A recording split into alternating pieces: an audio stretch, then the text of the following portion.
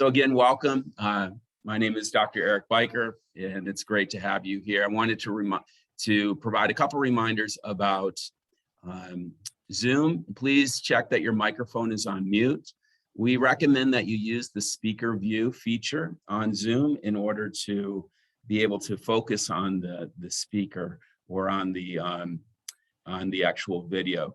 And to minimize webcam distractions, we also recommend that you don't have your webcam on unless you're presenting, and wait for your questions until our Q&A time, but you can use the chat. We will have somebody monitoring if there's a question you think of, and we'll have time in the Q&A session for your questions. If you are presenting live today, please have your presentation open and just make sure you close all your other tabs. And we just want you to engage and enjoy in this really excellent global event that we have for you today. So to start off our countdown, I am going to introduce our organizing committee. And they're going to each say a couple words of introduction as well as some words of welcome. So I'd love to introduce the folks I've had the privilege of working with the past about a year on this TedXCraverRoad Countdown event: Dr. Adriana Medina, Caitlin Holhauser, Mahita Sadula, and Mackenzie Smart. So now if you all can just share a little bit of introduction about who you are and your department and any words of welcome you'd like to say.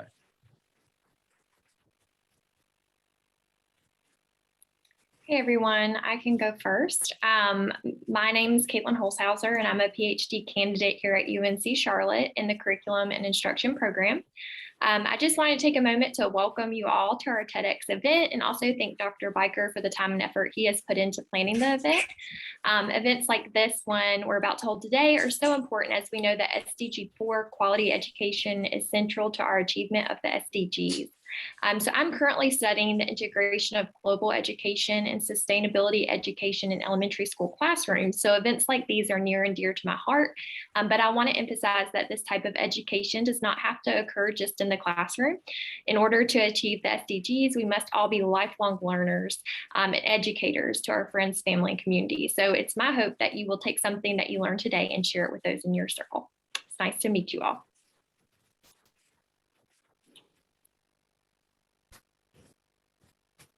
Hi everyone, my name is Mahita Sadula. I'm a junior double majoring in biology and sociology. I would like to say thank you to everyone who is able to attend the TedXCraverRoad Countdown event today. And also thank you to Dr. Byker for organizing this event.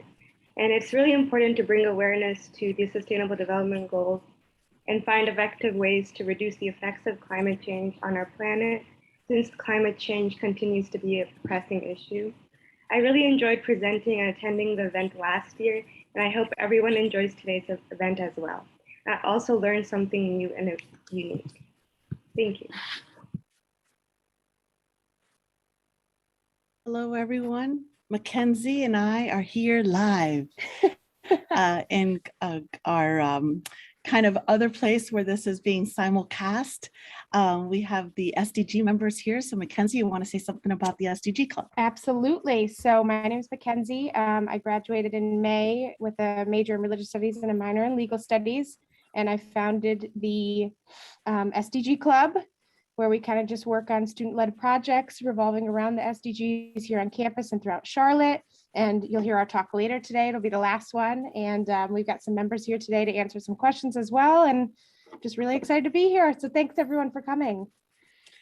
And I'm Adriana Laza Medina. I'm a member of the Department of Reading and Education, Elementary Education in the Cato College of Education here at UNC Charlotte. And I'm so excited that we're able to offer this TedXCraverRoad Countdown because I do believe this is what we need to be really focusing on, not just as individuals and as local citizens and global citizens, but definitely as a university preparing future teachers to prepare future citizens. So enjoy the TedXCraverRoad Countdown. I also want to just send some gratitude and acknowledgement to Associate Provost Joel Gallegos in the Office of International Programs at UNC Charlotte for the funding for the TedXCraverRoad Countdown. Thank you to the Mood chapter of Phi Beta Delta Honor Society of International Scholars as well. Our Mood chapter is strong at UNC Charlotte, and we love to have more students involved as well. And a big thank you to the Sustainable Development Goals Club for just hosting in the CHHS 128 viewing room. So why TedXCraverRoad? Why call it TedXCraverRoad? A big part of the naming for our event is the notion of where we're situated on campus, on the campus of UNC Charlotte in Charlotte, North Carolina. And you can see a triangle there, and the top of the triangle is the Pop Martin Student Union. And then if you draw a line to the left, you'll see the Cato College of Education, then go to the right, and the end of the triangle is the Office of International Programs in the CHHS building. And I believe that it's in order to make progress on the Sustainable Development Goals, it takes this triangulation of education, international perspectives, but always young people, always students need to be involved. You're the future. So the impetus for this TedXCraverRoad Countdown is to inspire you to take action, to think about ways that we can help to change and take action on climate change in order to meet the Sustainable Development Goals.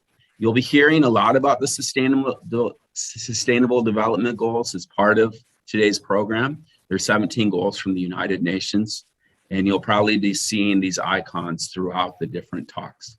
Now,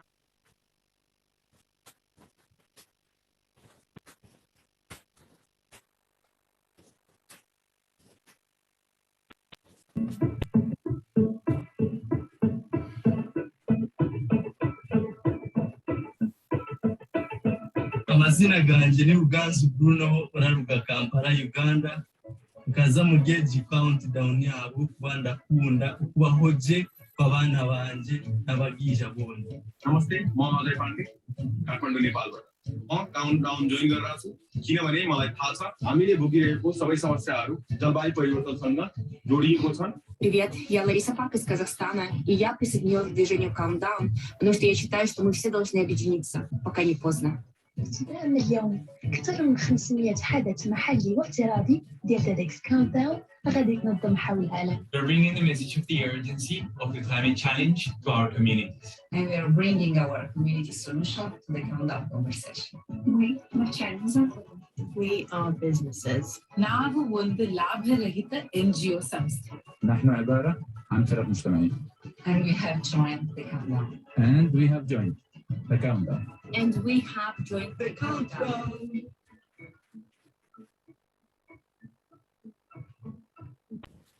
That's one of the best parts of hosting a countdown is you know that you're part of a truly global event.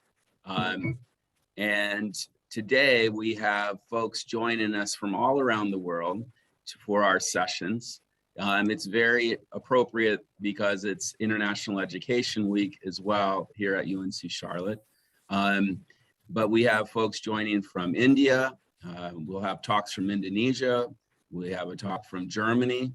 And there might be folks from other places around the world as well who will be joining us, as well as our international students and our national students at UNC Charlotte. So welcome everyone.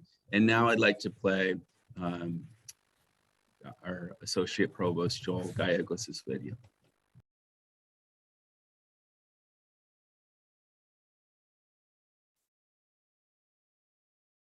Greetings. I'm Joel Gallegos, the Assistant Provost for International Programs, and on behalf of UNC Charlotte's Office of International Programs, it's my pleasure to welcome you to our annual International Education Week, and specifically to this TedXCraverRoad Countdown event on raising awareness of the United Nations Sustainable Development Goals. Each year, UNC Charlotte celebrates International Education Week as a reminder to faculty, staff, and students that we all play a critical role in educating one another about the global village and our interconnectedness. While we recognize international education on this specific week, it's a goal to celebrate and amplify the value of international education all throughout the year. UNC Charlotte has long recognized the value of celebrating cultural diversity, respecting and appreciating each other's cultural differences, and better understanding the various cultures and peoples that create our international and global mosaic. On our campus, you might do this in a variety of ways. You might learn about various cultures and the various interconnected systems within and across those cultures. Perhaps you'll study a foreign language, or you learn from international students and scholars on our campus, or perhaps you've had the wonderful opportunity to study abroad, whether it be for a spring break or for a full academic year. These are just a few of the international education examples, but I invite all of you to learn more about the broader range of international activities that takes place all throughout the year. And why do we do all this? Well, we believe that for those who are more culturally competent, for those who are curious about the world around them, and for those who can genuinely and authentically empathize with others, will not only contribute to a more educated and peaceful world, but will also help them better navigate a future career in which we will all be invariably required to connect across cultures and hopefully solve some real-world problems, resulting in a better and more sustainable future for all of us. When one considers the broadest value of international education, it's impossible to not also consider the Sustainable Development Goals. In reflecting on the importance of the world's poverty and hunger, health and education, gender equality, peace and justice, as well as climate action, these address our world's most pressing issues. These issues extend well beyond borders, countries, and cultures. So as we think about the value of international education, we must also think that these international education activities position all of you to better prepare for that journey in responding to these great challenges. Have a great session and a wonderful International Education Week.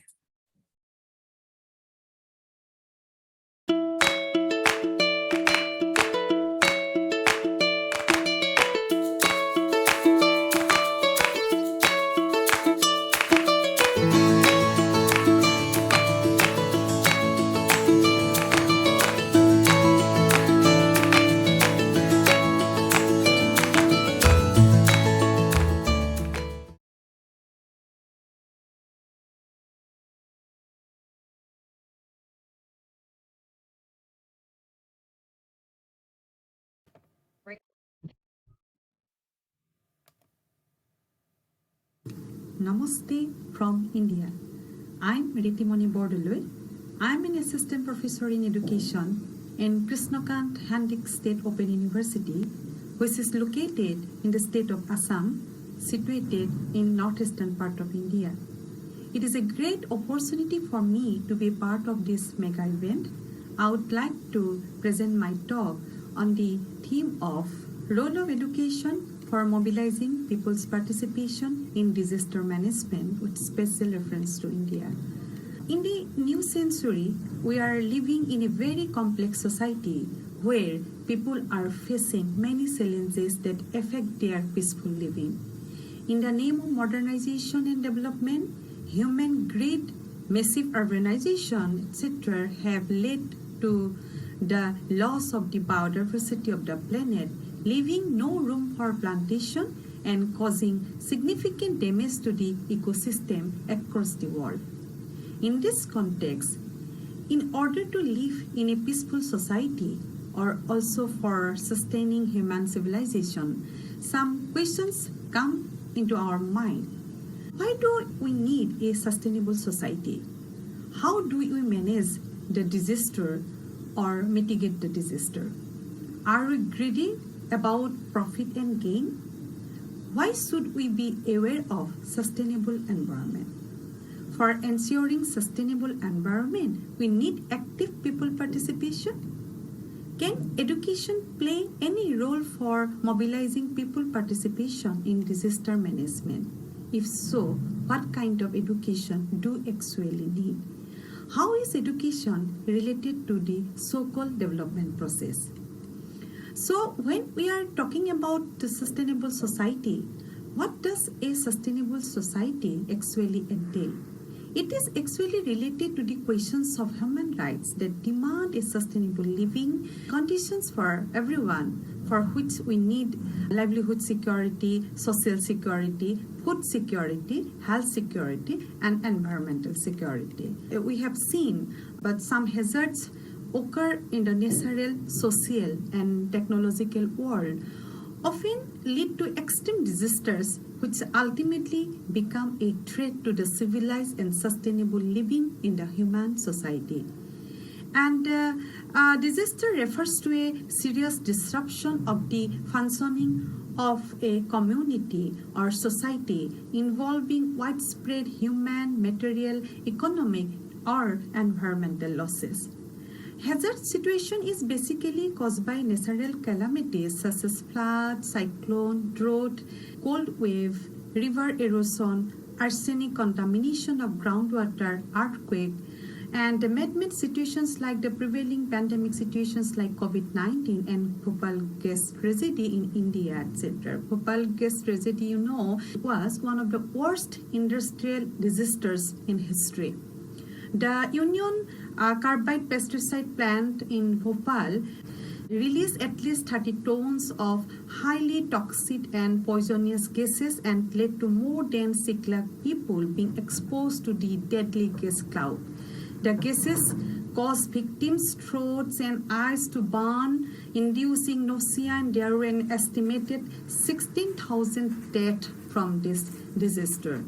So, in order to mitigate the situations, one must know how to manage disasters through systematic analysis and the management of the causal factors, through reduce exposures to hazard, reduce vulnerability of the people and property, wise management of land and environment, improve education and preparedness for adverse future events. In this talk, I argue for the primarily importance of education and participation of citizens in mobilizing people to mitigate disasters.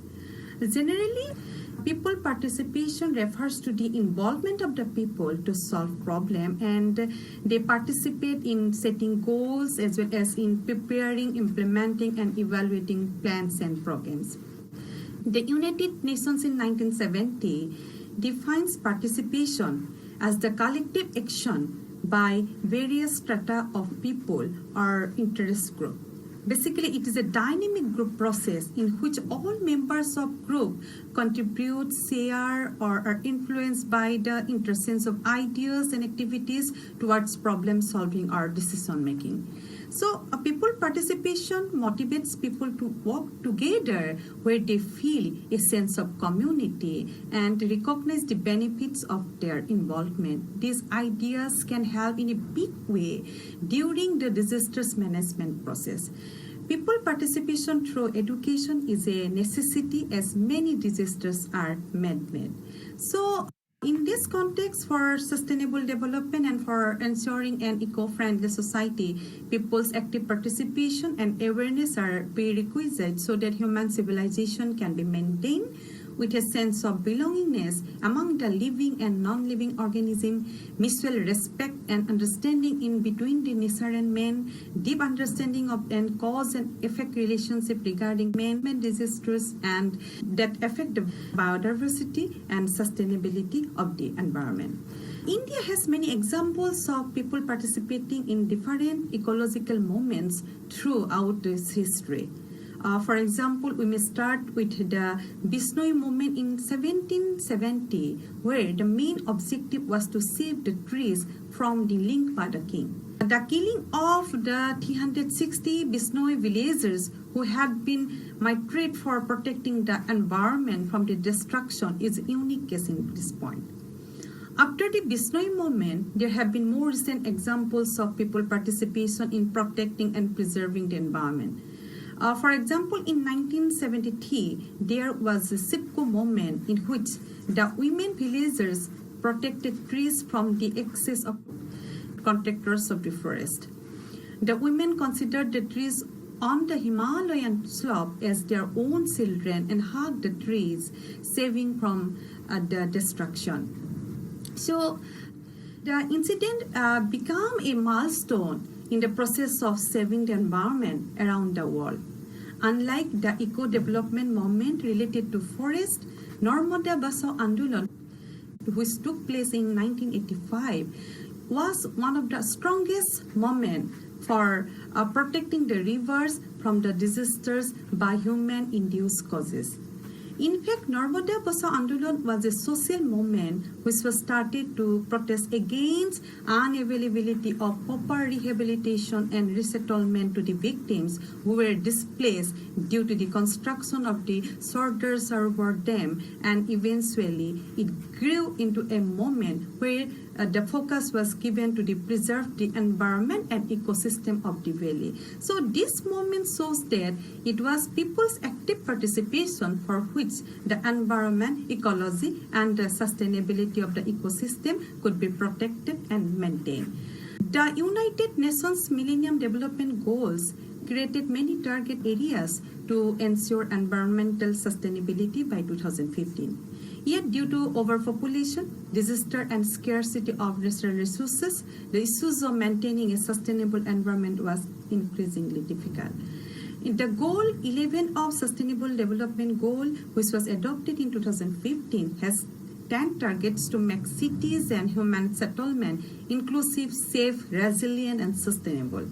The goal aims to renew and plan cities and other human settlement in a way that fosters community cohesion and personal security while stimulating employment.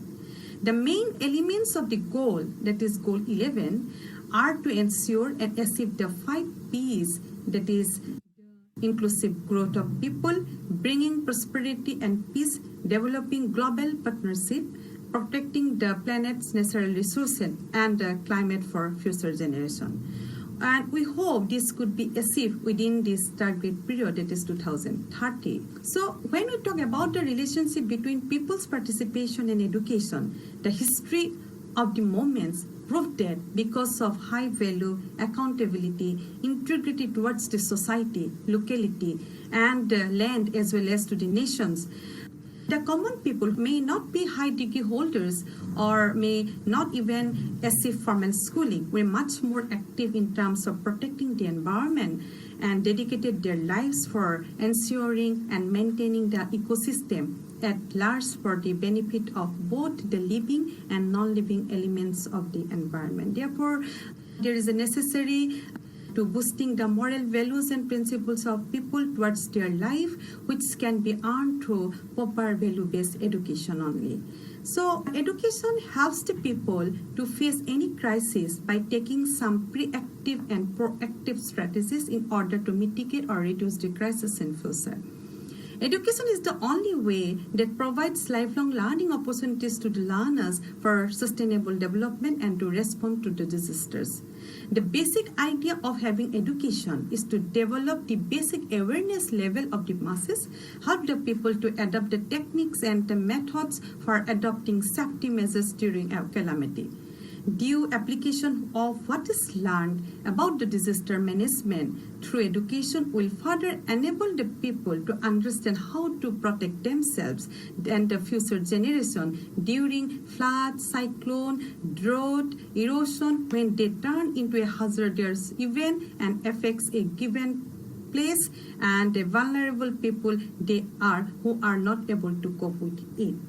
So thousands of people die annually in India due to the natural or man-made disasters. So most of the Indian states can be seen as multi-hazard states, which include disasters like drought, earthquake, flood, cyclone, and so on. So the Ministry of Human Resource Development, Government of India, has emphasized the need for integrating the issues of disaster management into the existing education system across India. In social science curriculum, disaster management has been an integral component, and use technology to combat disaster and natural calamities has been given priority. So if we look at the role of educational institutions, the role of education institutions are actually very crucial. At the primary, secondary, and high level, students can be made aware of what prevailing situations of man-made disasters and natural disasters. Similarly, people's participation through educational institutions or the different role played by the education institution can actually take a leading role in linking education to the community. They can hold awareness and sensitize programs for the students, teachers, and the general public at the local and the regional level. The campaigns like 1 Million Safe Schools and Hospital Initiative, the Making Cities Resilient, My City is Getting Ready campaign, the United Nations Sasakawa Award for Disaster Risk Reduction, and the annual United Nations International Day for Disaster Reduction are some of the successful examples for reducing the disasters at the international, regional, and local level of the world. The education institutions can also collaborate with community and panchayat leaders as well as other groups and works on disaster preparedness, because when the community is engaged, mitigating a disaster becomes a part of a collective effort. So thank you.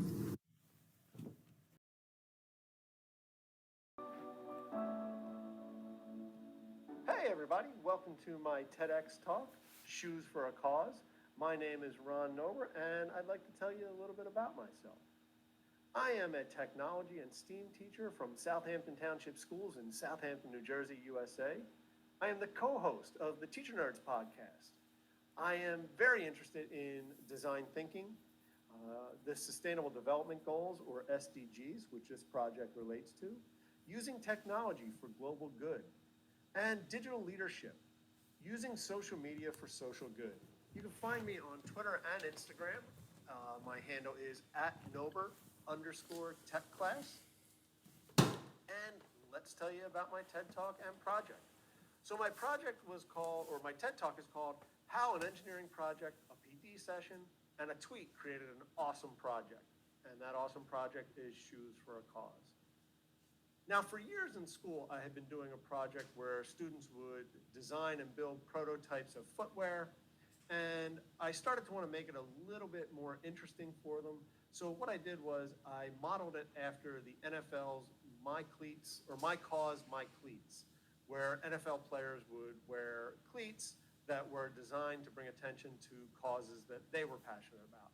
And you can see here some of my students and some of the projects that they had created and footwear that they had created. There's one for bringing attention to LGBTQ+ issues, one about suicide awareness, a number of ones for breast cancer, autism awareness, Graves' disease. We have a student in class who had Graves' disease, and she wanted to really bring attention to that. Again, the NFL has My Cause, My Cleats, and the players pick a cause that's important to them and represent it in custom designed cleats, and that's really where this project started to pick up and why we started to do this project. In October of 2019, I went to a conference and saw 2 sessions with Dr. Jennifer Williams. If you don't follow her, definitely give her a look. First session I saw was Teach Boldly, using Ed Tech for Social Good, which is also the title of her book, which is an outstanding book. The other one was Impact Storytelling, Creating Purpose-Driven Ed Tech Projects. These 2 sessions really helped me begin to focus my why in teaching and technology. So what I decided was I was going to bring the SDGs and the shoe design project together. Now, previously, about a month prior, I had tweeted out my project, and this is where the connection happened. So here is a tweet that I had sent out, and a gentleman, a teacher in Indiana named Spencer Sharp, saw the tweet and said, hey, I'd love to get my students involved in this shoe design project as well. So Spencer and I got together, and we brainstormed a little bit about how we could bring this project together and how he could use it with his students and I could do it with my students. And Spencer came up with the idea of saying, hey, how about we make it much more authentic and personal for the students, and at the end, we auction off some of the shoes. Now, my mind was just blown with this idea, and we thought it was a great a way for students to take ownership and to get excited about the project that they were doing.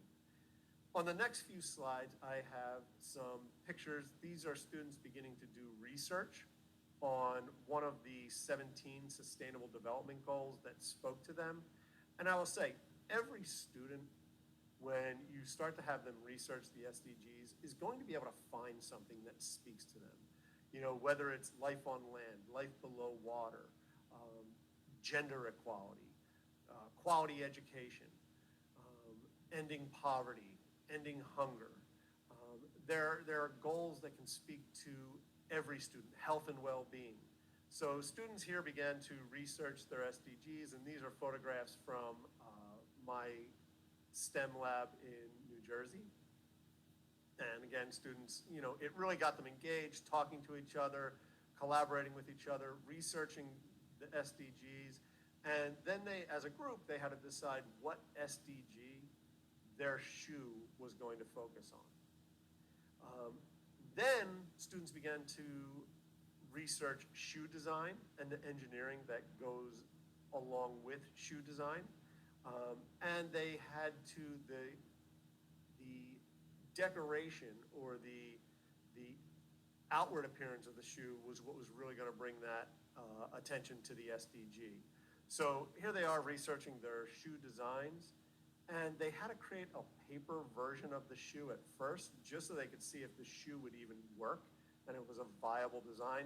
That also gave them templates to cut out their cardboard or any of the other materials that they were going to use. And here are a few of those shoe designs. They did keep an engineering notebook with some of the design elements for the SDGs, as well as what they found in the engineering of shoe design. So again, here are some of the photographs of their shoes, their paper versions of the shoes prior to getting into building. The next thing we really needed to do was figure out how this was all going to come together as a project. How were we going to get the word out to everybody about these amazing shoes that we had designed? What causes were we going to focus on where people could donate money? How are we going to deal with handling money? I was never, and really still am not a huge fan of handling money in schools. So what we decided was, instead of us directly handling money, we were going to have people who bid on the shoes. If you had a winning bid, you would donate to a charity. And again, we had to figure out what charities they were going to be. And all we would ask then is for you to email us a confirmation, either a screenshot or forward us an email that you had made that donation to the charity. We created a website. We created a logo in Google Draw. We created a Google form to track our bids. And we published the spreadsheet on the website so people could look and see where they were in the bidding process. In terms of the places where people were going to donate, the causes, we picked 3. And Dr. Jennifer Williams was a gigantic help in helping us figure those out. The first cause was Project Kakuma. Kakuma is a refugee camp in Kenya, Africa, and they have started building schools for the refugee children to go to. So that was one of the charities. Again, these were all SDG-related charities. The second cause was for students in Nairobi who were in need of uniforms. And this was a $10 donation covered a set of uniforms for students. And Dr. Jennifer Williams, as you can see from the PayPal link, was involved in that. So that was the second charity. The third charity were the Innovation Lab schools. And you can see 3 of our donors from this project are highlighted there as making donations to this charity when this screenshot was taken. The next thing was students were building the actual shoe prototypes. They used cardboard, hot glue, foam, felt, craft foam, paint, all to create their shoes. Here students are creating their shoes, measuring the feet, using hot foam cutters to cut the foam. The designs, again, were the design of the outside of the shoe was to bring attention to the SDGs. And here you can see students really thinking about the designs that they're doing using some paint. Again, using hot glue. Students really thought this through and actually used design elements, making things with hot glue, using hot glue to create traction on the bottom of the shoes. It was really great to see their minds going through this process. And again, just a few examples. This group did a pair of slides. Other groups did lace-up shoes. There were a lot of different ideas. And here you can see one of the shoes with the hot glue on the bottom to create traction. And these are some shoes from Spencer's class in Indiana. Now, some of our final designs when they came to, and here they are.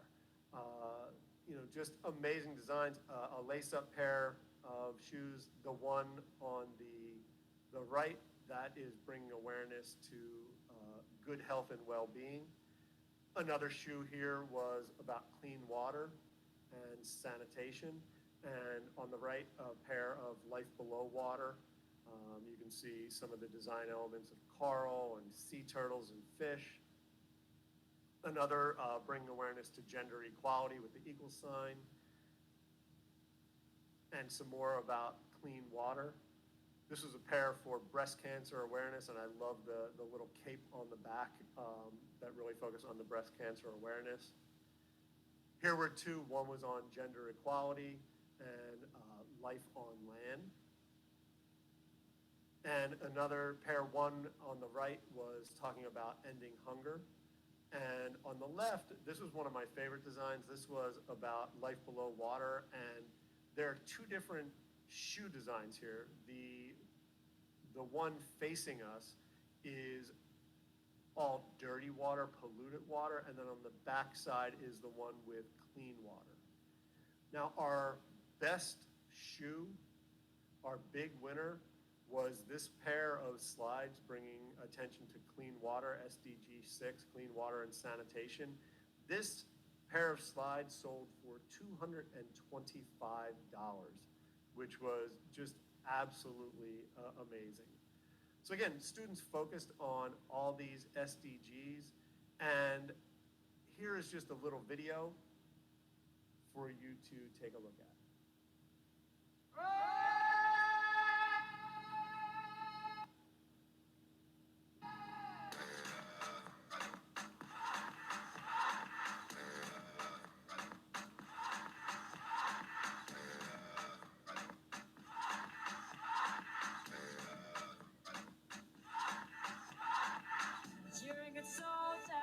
Choosing your battle, pick yourself up and dust yourself off and back in the saddle.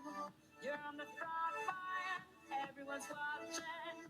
You know it's serious, we're getting closer, this isn't over. The pressure's on, you feel it, but you got it all, believe it. When you fold it up, oh, and if you fold it up, cause this is Africa.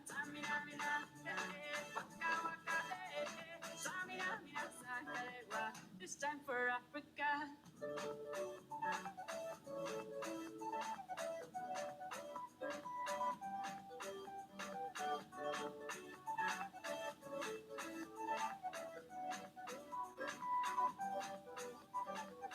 Listen to your God, this is our motto.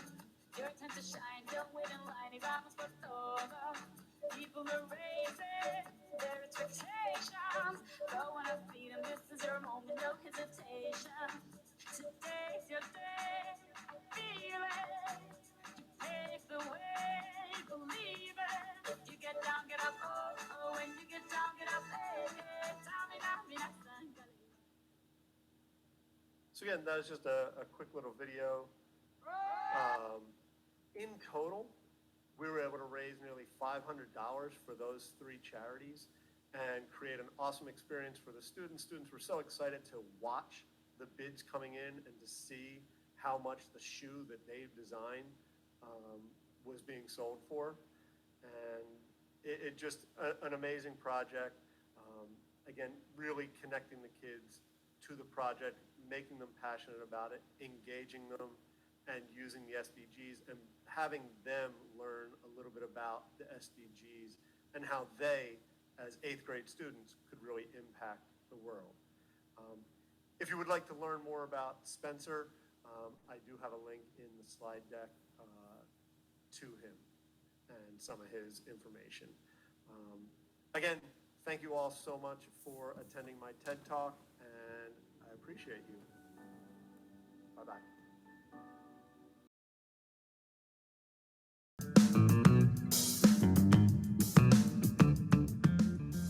Hello, my name is Steffen Schall. My name is Benjamin Temple. And I am Sonja Schall. And we are from the University of Education in Ludwigsburg, Germany. Our aim is to highlight cultural influence on science, especially the understanding of and actions towards a sustainable development are highly related to culture. But as Suini and Dessin stated, science has largely ignored these cultural perspectives.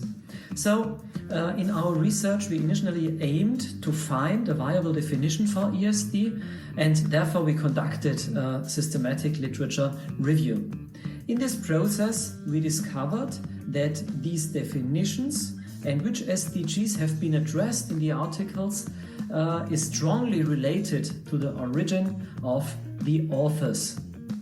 3 perspectives can be adopted here: culture in, culture for, and culture as sustainability. Hence, culture could be seen as a 4th pillar of sustainability, as a mediator for sustainability, and as a foundation for transformation towards sustainability. So, the question is, are there different foci and emphasis influenced by the origin of the authors? Do authors differ significantly in what sustainable development goals they address in their articles?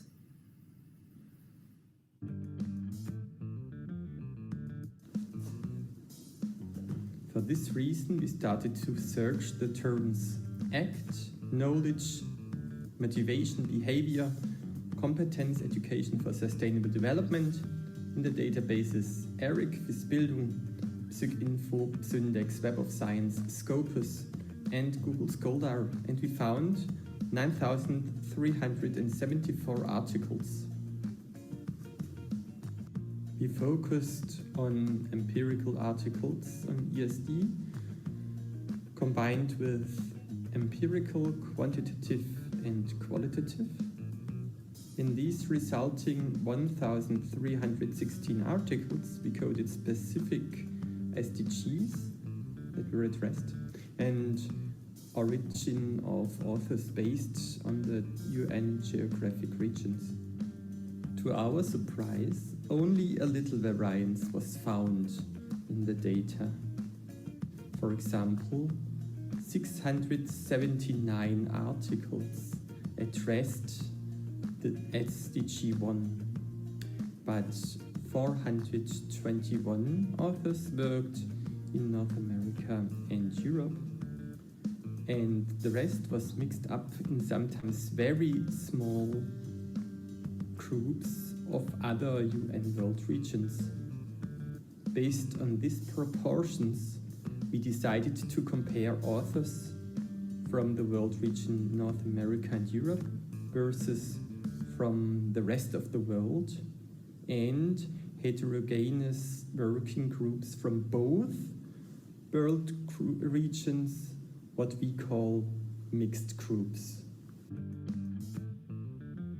As a result, we found just significant differences between North America and Europe and the rest of the world in SDG 8, decent work and economic growth.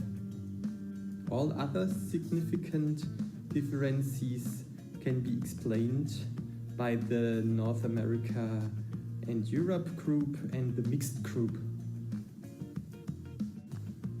For example, the mixed group addresses significantly more often social SDGs like SDG 1, no poverty, SDG 2, zero hunger, as well as economic SDGs like SDG 9, industry, innovation and infrastructure, SDG 11, sustainable cities and communities, and SDG 12, responsible consumption and production.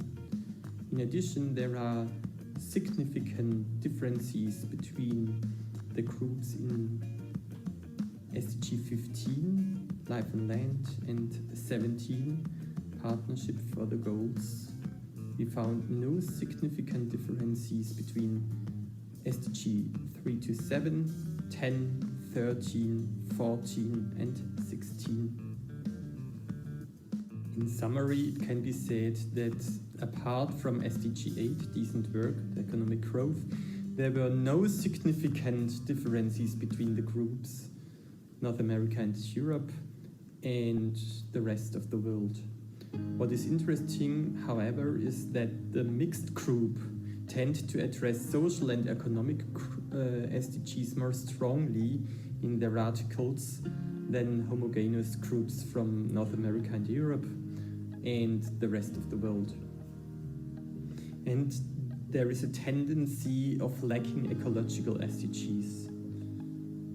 In contrast to this, there is as well a counterintuitive significant difference between the groups North America and Europe versus the mixed group in SDG 15, life and land.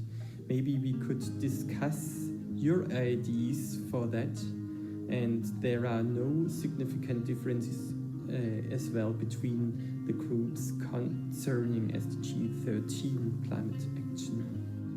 Please keep in mind that the effect sizes are small and that the sample of the mixed group is the smallest. In conclusion, cited with Hammond 2020, sustainable development needs to be reflected in the light of a cultural transformation. This is a process of meaning-making that reorientates people's fundamental norms and outlooks. So far, hope we got some inspiration for you. We will feed you with some aspects to discuss later, and we are very grateful for listening to our ideas. See you maybe in the personal meet and greet later on. Bye from Ludwigsburg.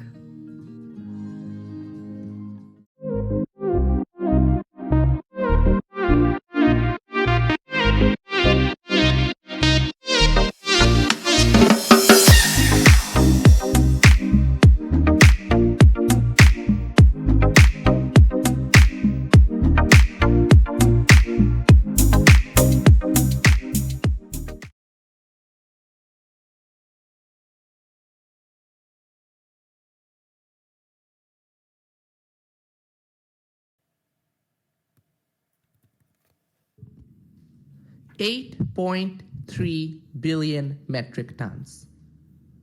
That's the amount of plastic produced so far in the history of mankind. 8.3 billion metric tons. That's enough to fill the Empire State Building from base to radio antenna 25,000 times. The Eiffel Tower 822,000 times. The Petronas Twin Towers in Kuala Lumpur close to 225,000 times. And the Statue of Liberty from pedestal to torch 37 million times. All this plastic waste is destroying marine lives and ecosystems, killing up to 1 million people a year and affecting 44% of marine bird species alone. But that's not all. If the plastic industry were a nation, it would be the 5th worst carbon polluter in the world. That's the enormity of the plastic pollution problem. My name is Shreyan Mitra. I'm a student at Adrian C. Wilcox High School, and today I'll be talking about using our country's foreign policy as a device for mitigating the global plastic pollution problem. Now, you might be wondering why you are hearing about such a topic from a high schooler. This is why. Left on its own, the plastic industry is slated to grow by 40% in the next 10 years alone. By 2050, and that is within many of our lifetimes, there are going to be more plastic particles in the ocean than even the number of fish. Plastic pollution is a menace that will affect members of my generation, and it needs an immediate and effective solution. Plastic produced by one country quickly spreads everywhere through waterways and finds their way to the ocean. Plastic is not biodegradable. Once it's there, the plastic waste stays in the ocean for up to 5,000 years. As time passes, plastic fragments break down into smaller and smaller pieces and becomes microplastic. Then, ocean currents take these microplastics everywhere. This is why plastic waste can be found on every continent, including Antarctica. But why foreign policy? Why not improve consciousness about plastic mismanagement or invest in trash cleanup systems that would recycle plastic? While those efforts are beneficial, it's important to understand that plastic pollution is not a local, but a global problem. The goal of the foreign policy would be to work with our partners and allies worldwide and eventually lead the world towards a holistic, broad-based international agreement on curbing plastic pollution. In fact, recently, in a UN resolution, 140 countries worldwide clamored for such a treaty. And this is why, while individual communities can and must do their part to help, recycling alone can do nothing to stop the scourge of the plastic problem around the world. For plastic waste to really be handled on the international level, we as a country must exert our influence around the globe. To do this in a coherent manner, we must formulate a foreign policy engaging other governments to act in this regard. Unfortunately, today we do not have such a coherent foreign policy for dealing with plastic pollution. And because of this, the United States has missed the opportunities to lead in this area, staying away from international treaties like the Basel Agreement and staying absent in a global dialogue for a future accord. Even though some progress is being made domestically through legislation such as the Save Our Seas 2.0 and Break Free from Plastic Pollution Act, they are neither adequate nor do they address the global nature of the plastic pollution problem. And precisely because of this, I have created a 3-point foreign policy, which I will share with you today. Policy 1, reduce. Reduce global plastic waste going into the oceans to 4 million metric tons by the year 2030. Policy 2, fund. Set up a global economic fund to aid in the phasing out of plastic. And policy 3, execute. Implementation of such a solution using financial incentives or embargoes as necessary. Now let's dive deeper into these goals and how they fit with the rest of the foreign policies of this country. The first part of my foreign policy proposal is to do the obvious, to reduce global plastic production. The lesser the amount of plastic produced, the lesser the amount of it going into the oceans. But by how much should we reduce? The current rate of discharge is about 8 million metric tons a year. Our goal should be practical rather than too ambitious. A target discharge rate of 4 million metric tons per year seems reasonable.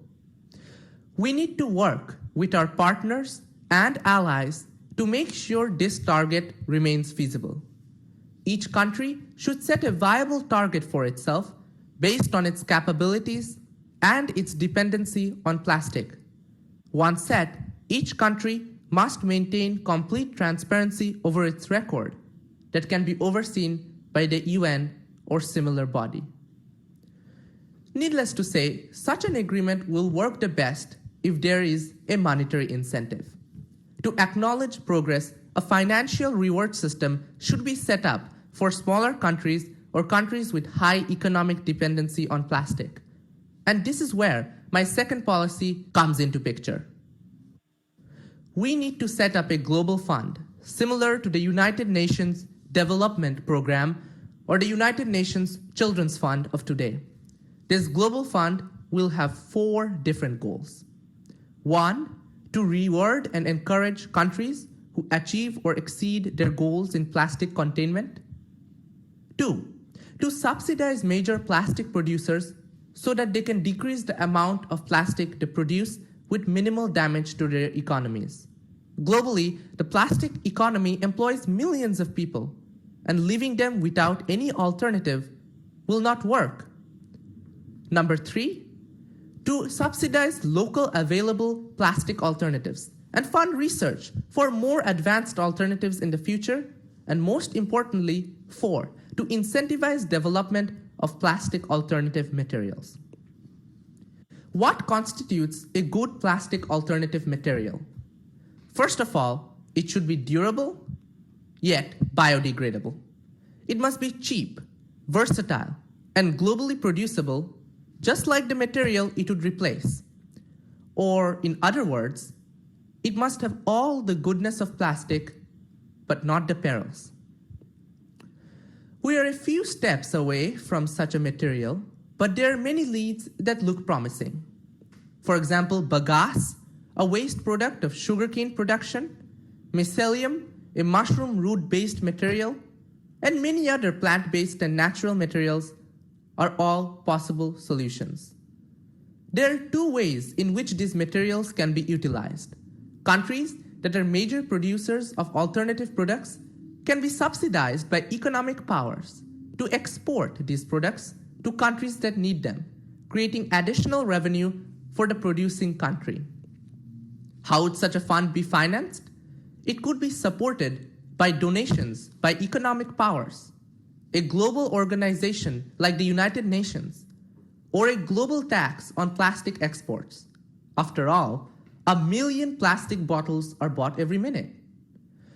A foreign policy might exist, but someone needs to enforce it.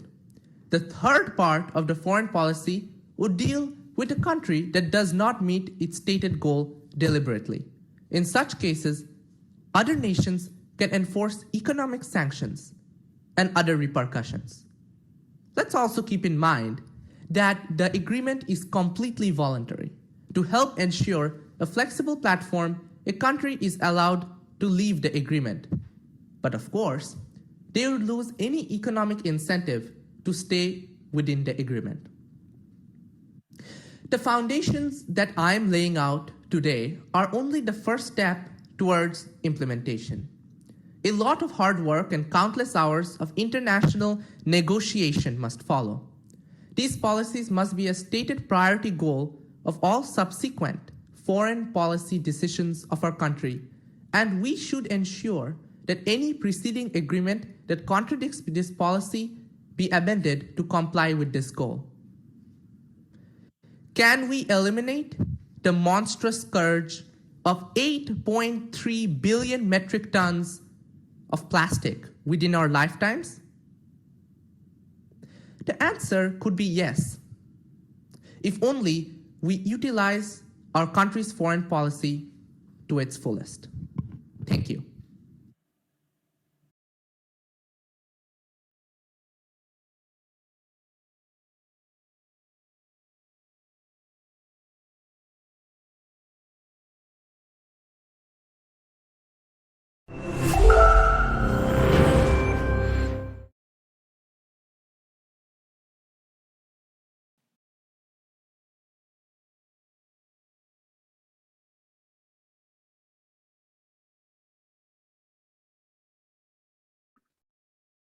Hi, I'm Ayşe Ercümen, and I'm here today to talk about the United Nations Sustainable Development Goal 6 on safely managed water for all.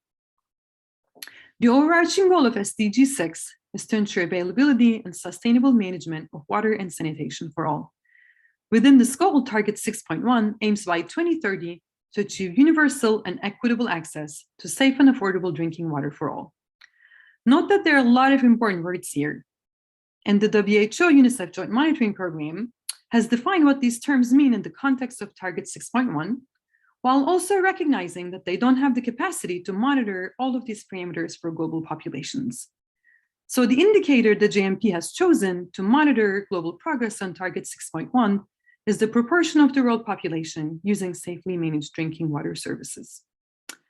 So what does safely managed drinking water mean? Let's take a look at the evolution of the drinking water ladder between the Millennium Development Goals and the Sustainable Development Goals. The MDG is targeted to halve by 2015 the proportion of the world population without access to an improved water source. So the MDGs relied on this binary metric of improved versus unimproved water, where improved sources included things like pipe water on the premises, public taps and standpipes, tube wells or boreholes, protected wells and springs, and unimproved sources included things like surface water, unprotected wells, and unprotected springs. The MDG target was met, but it also left a lot on the table. An improved source was defined as a source whose structure made it likely to provide safe water, but the definition lacked information on accessibility, availability, and actual water quality. Accessibility refers to things like distance to water source and water collection time, keeping in mind that women and girls are responsible for water collection in 8 out of 10 households with water off premises. Availability refers to the quantity of water available and the duration of supply. For a pipe water supply, we might think about hours of service per day. For a rural water source, we might think about how frequently it breaks down and how long it takes for service to be restored. Finally, in terms of water quality, an improved source certainly does not guarantee safe water. As of 2015, about 600 million people use water from unimproved water sources, but more than 1.8 billion people drank fecally contaminated water. The term safely managed water was developed to address these shortcomings. At the bottom of this new drinking water ladder, we have no service, which refers to surface water sources, followed by unimproved water, which refers to unprotected wells and springs. Improved water is divided into 3 categories: limited versus basic, depending on whether it takes more or less than 30 minutes round trip to collect water, including queuing. And at the top of the ladder, we have safely managed water, which refers to drinking water from an improved water source, which is located on premises, available when needed, and free of fecal and priority fecal contamination. In other words, addressing the elements of availability, accessibility, and quality. The gold standard of safely managed water supplies is pipe water on the premises. Globally, more than 1 billion people gained access to pipe supplies between 2000 and 2015. However, the reality of pipe water is complex and can look quite different depending on where one is in the world. In addition, many pipe systems operate intermittently, which means they deliver water for a few hours a day or a few hours once every few days. In fact, more than 1 billion people globally are served by intermittent pipe water supplies. This is problematic in terms of water availability, water quality, and ultimately human health. During intermittencies, pipes are non-pressurized, which allows contaminants to come in through cracks. Households store drinking water where it becomes further contaminated, or they rely on alternative unsafe water sources. They may also not have enough water for domestic and personal hygiene. Intermittent supply is also very much relevant for environmental health disparity populations in the US. More than 2 million Americans do not have full plumbing on their premises. 15 million Americans had their water service shut off in 2016 due to non-payment. An aging water infrastructure across the board, but specifically in low-income communities, has frequent water service interruptions. These are some food for thought as we think about how to achieve safely managed water for all by 2030. Thank you.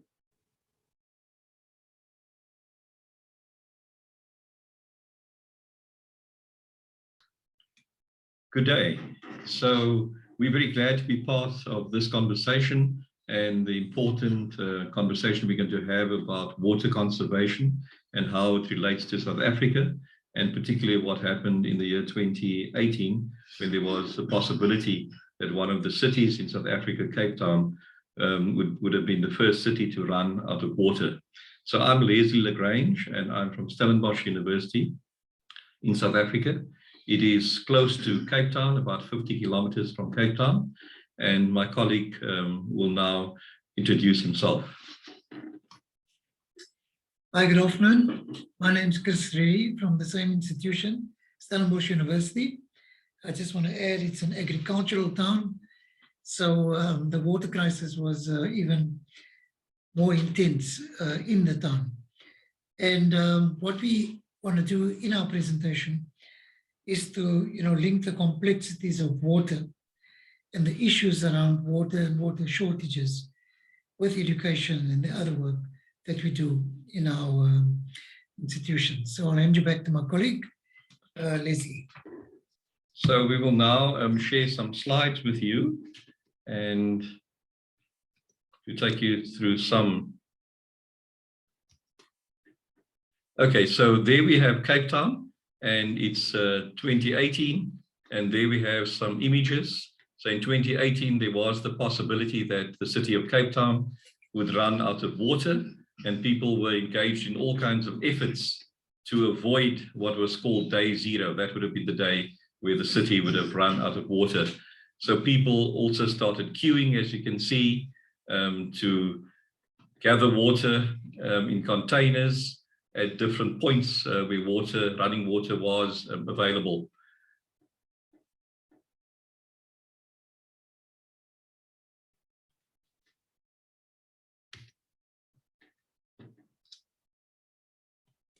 Okay, so there we have a slide, and that slide tells you a little bit about the interaction of different elements or dimensions of the environment. And so it's the political right there at the top, to the left the social, to the right the economic, and then at the bottom the biophysical base.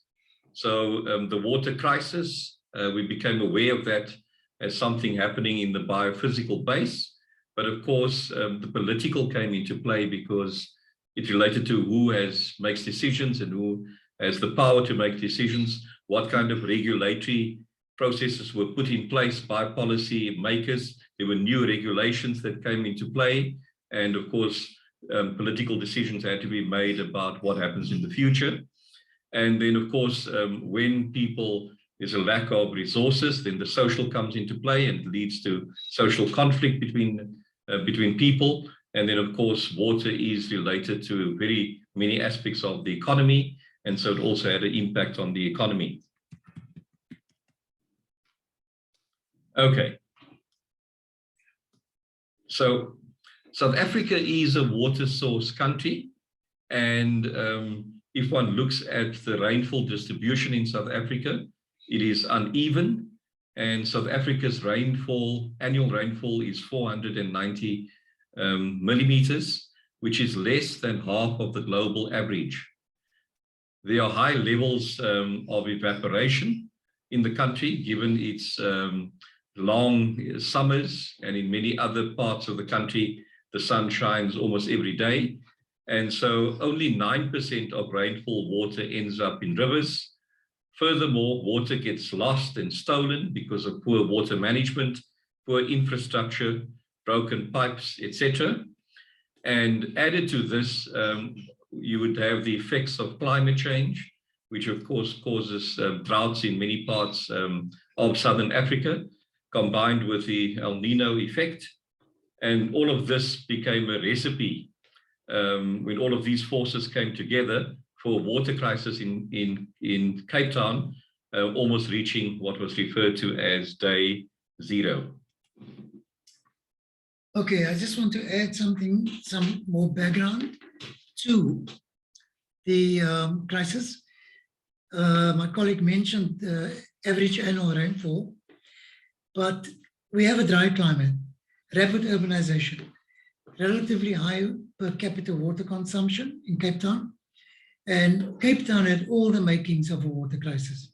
In 2018, prior to that, we had 3 years of poor rainfall, and then the city announced drastic actions that needed to be taken to avoid running out. Reducing demand was a key priority, and the City of Cape Town worked to get residents and businesses, industries on board with a host of water-saving initiatives, some of which I will list here quickly. Household consumption was restricted. In February 2018, restrictions were at what we called level 6B, limiting the usage per person to 50 liters per day. This meant 2-minute showers because one minute takes at least 15 liters of water. 1 bucket of water per person for a bath. Grey water, the water used after bathing and so on. We were advised to catch that and reuse in gardens, as well as for cleaning outdoor surfaces and so on.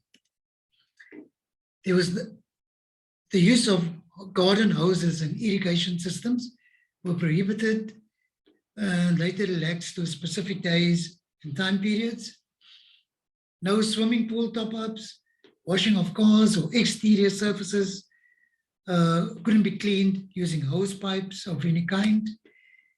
And the introduction of waterless urinals, low water pressure in public facilities, hand wash dispensers, and low volume flush toilets became the order of the day.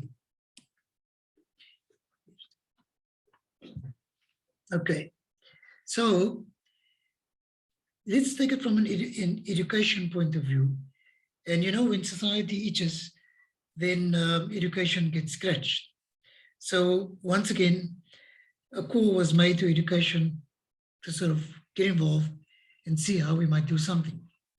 So luckily for us, environmental education, which is also called sustainability education or environment-related education, has been in the formal education curriculum since 1997. It's actually enshrined in the Constitution of South Africa. Every individual has a right to a clean and safe environment. And focus and a call on environmental education, as I mentioned, was sent out during the crisis. Environmental education tends to want to achieve important outcomes, such as knowledge, awareness, attitudes, skills, and participation. These come from a conference way back held in Tbilisi in 1997, where environmental education was sort of formalized and developed as a field. Okay, further, education, let's say, approaches evolved in the field of environmental education. These included education about the environment, which is largely information transfer, in which teachers engage in and sharing information with students. In the environment refers to more experiential, let's say, learning methods, I call it here, but experiences for learners where they see, feel, and touch issues, problems, and anything linked to environment. For the environment refers to investigative methods, bit of data collection, skills development, but the whole idea is that learners become involved to a point where they look for ways in which they can contribute to environmental issues and problems. For the environment can also include action taking, and a term in the field called action competence, where students take on board issues and problems and look for ways in which they can address the problem, reduce the problem, but also make it part of their lifestyles and work towards degradation, reducing degradation and preventing further problems in the environment. And the ways of doing includes problem solving, where local issues can be the, let's say, the object or the inquiry process.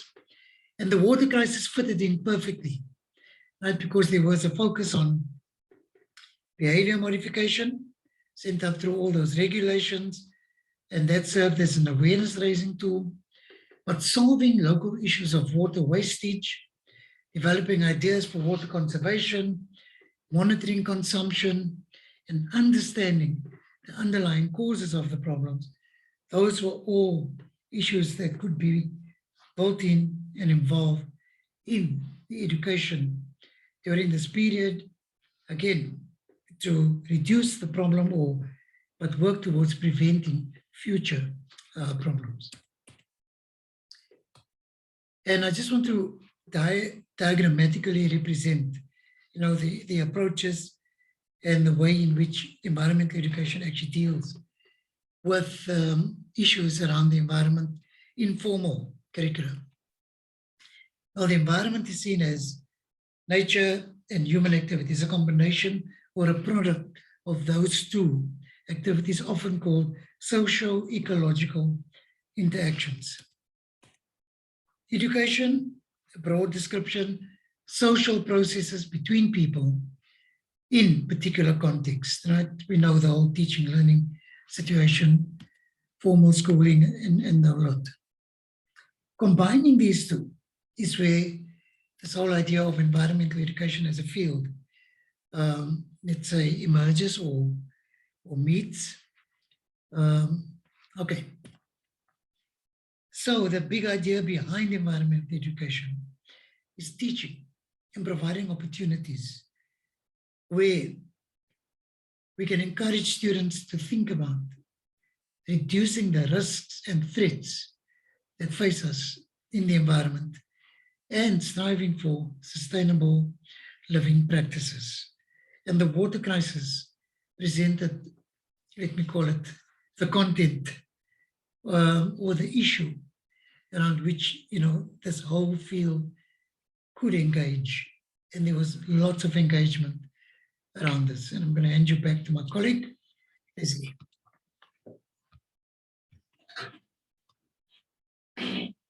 So in times of crises, such as the water crisis, whether we talk about the climate change crisis, the COVID-19 pandemic crisis, we believe that we can find inspiration from traditional African values. And so I want to say something about the traditional African value of Ubuntu.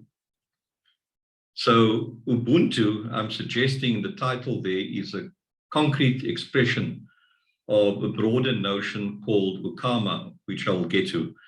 Ubuntu means relatedness among human beings. So we are humans because of other human beings. But it also has a philosophical connotation that is concerned with how we ought to relate to one another. In other words, what is our moral obligation to one another? However, human relatedness should be seen as a microcosm of the relatedness of everything in the cosmos. And that's the concept of Ukama, which is a Shona word spoken by many people who live in Zimbabwe. So you might ask, so what is Ubuntu? What has this got to do with a water crisis? The water crisis, the COVID-19 pandemic, the climate change crisis is a human-made crisis. It's human-induced. And it's important to understand that we have interlocking dimensions of environment, and we can understand crises in this way as well. So there is a social dimension, there is the self, and there is also nature or the more than human world. So when we see destruction in one of these dimensions, we will see destruction in the other two as well. So we have to understand that they're interlocked in transversal ways.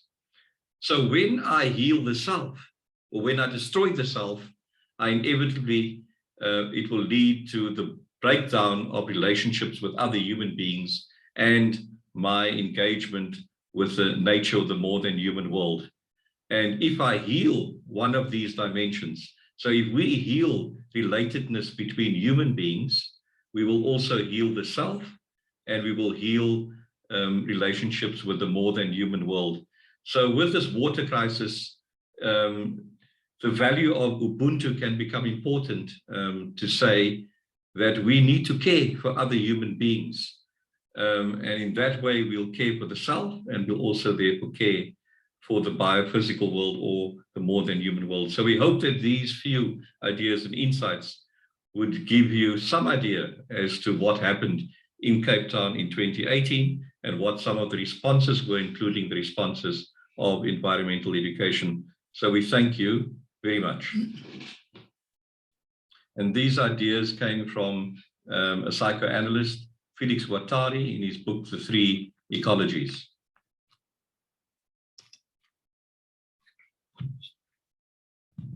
Okay, thank you very much, and goodbye.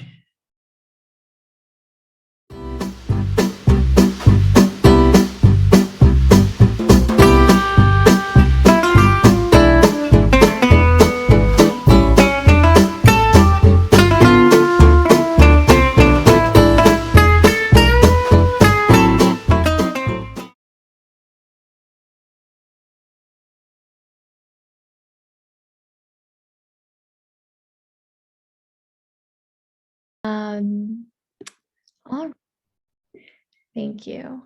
So first of all, today we're all here to discuss the climate crisis as a multifaceted problem. And we didn't arrive at this place without the consideration of several factors. Usually when we think of climate change, the first things we think of are perhaps the fact that the Earth is losing 427 billion metric tons of ice mass per year, or that global CO2 levels are at their highest in over 650,000 years. And climate change, for all intents and purposes, is played as a long-term game. We often hold this sentiment of, yeah, it kind of sucks now, but most of the damage comes later. Perhaps the closest to current impacts that we discuss are ecological damage, the extinction of species, the destruction of biomes and ecosystems.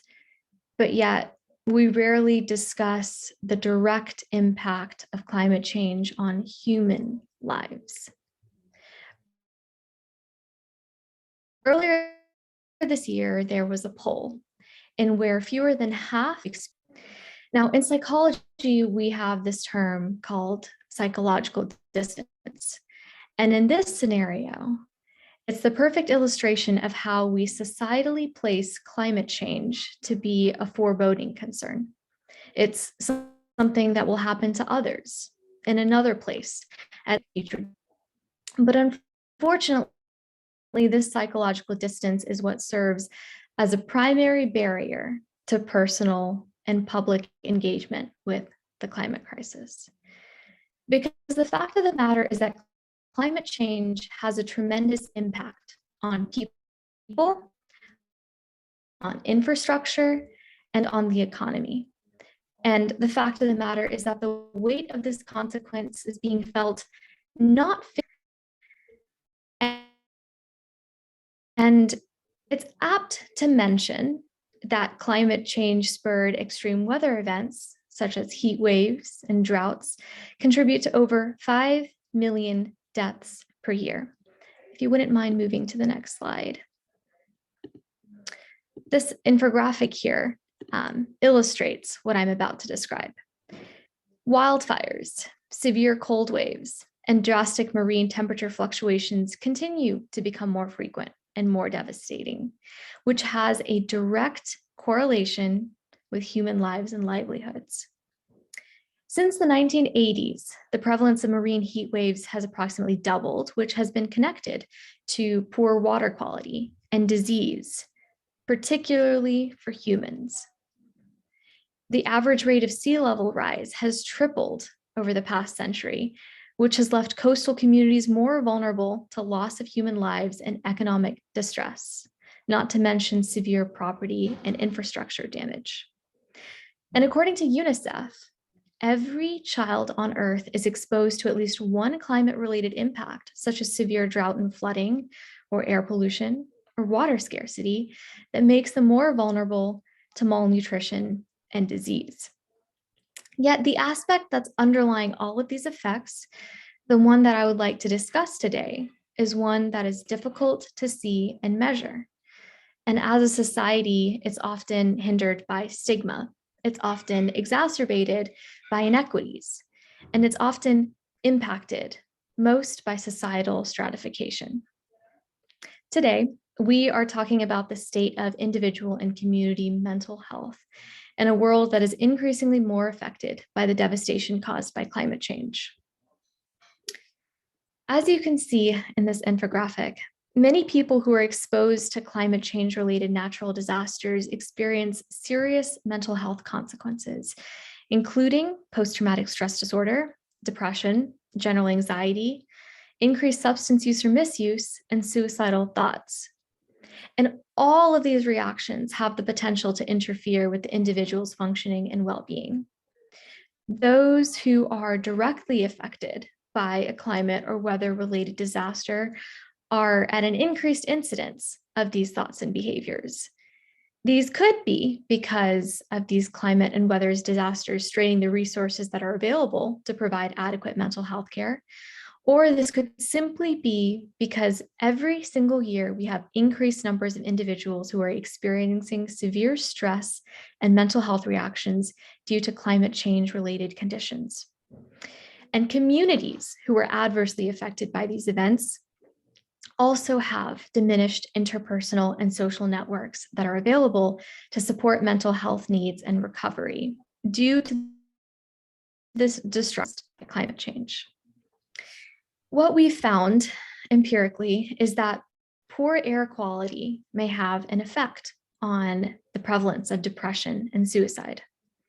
Some studies have found that short-term exposure to air pollution correlates with more emergency department admissions for depressive episodes.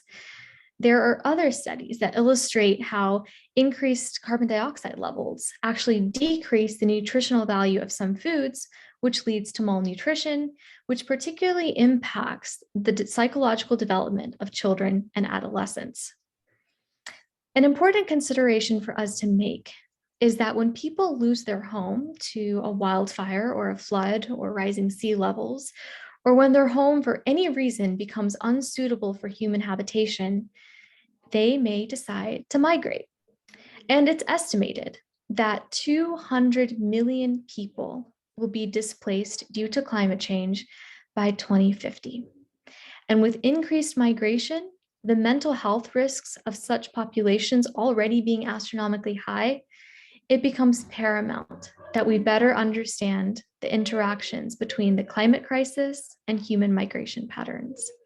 And on top of that, how to better support those who are most affected by these. Climate change, unfortunately, hits hardest for those who are already underserved by existing systems and infrastructure. Disasters may reduce the public's trust in community institutions that are meant to serve them, and disasters tend to increase economic inequality in communities, which can undermine societal cohesion. Ultimately, climate change is a destabilizing force, and it exacerbates pre-existing socially determined vulnerabilities, which makes several populations more prone to mental health difficulties. If you wouldn't mind flipping the slide, thank you. One particular population that I would like to talk about are those who are considered impoverished, or those who are considered to live below either a federally ordained or globally ordained poverty line. Those who are economically disadvantaged are more likely to experience high levels of stress, depression, and anxiety, most notably after a disaster, because they're more likely to be exposed due to living in areas with higher disaster risk. This goes hand in hand with the fact that communities of color are often considered to be at high risk as well. Many of us know about historical discriminatory housing policies such as redlining and racially restrictive covenants. And we know that people of color are significantly more likely to live in risk-prone areas. For example, formerly redlined neighborhoods in our country tend to have lower tree cover and less green space and more concrete, which makes them more hotter than other areas. And on top of that, which leads to high concentrations of people of color who have outdated infrastructure, which may include the lack of extreme weather warning systems, inadequate storm surge infrastructure, and clogged or deteriorating storm sewer systems, all of which place residents not only at a greater risk of the physical impact of climate change, but also increasing their risk of mental health burdens. Another particular population that I would like to draw attention to are Indigenous communities. In Alaska, for example, some Native communities have seen their villages literally vanish due to thawing permafrost, and others are facing that outcome in the near future.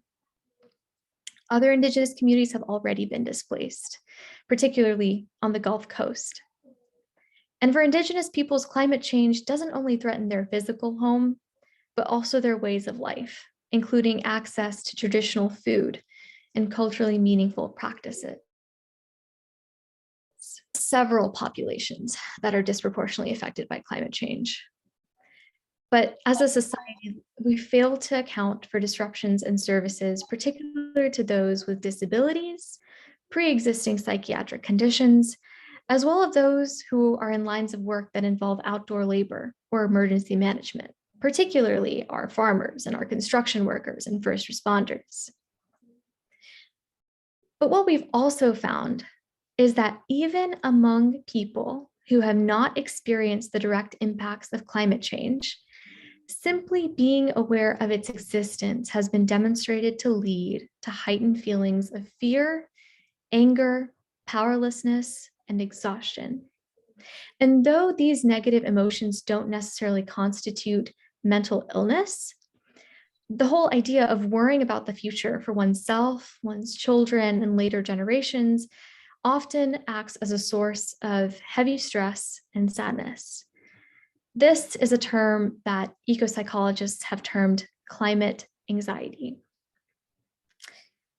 Earlier this year, I was given the opportunity to train as a National Climate for Health Ambassador through the American Public Health Association.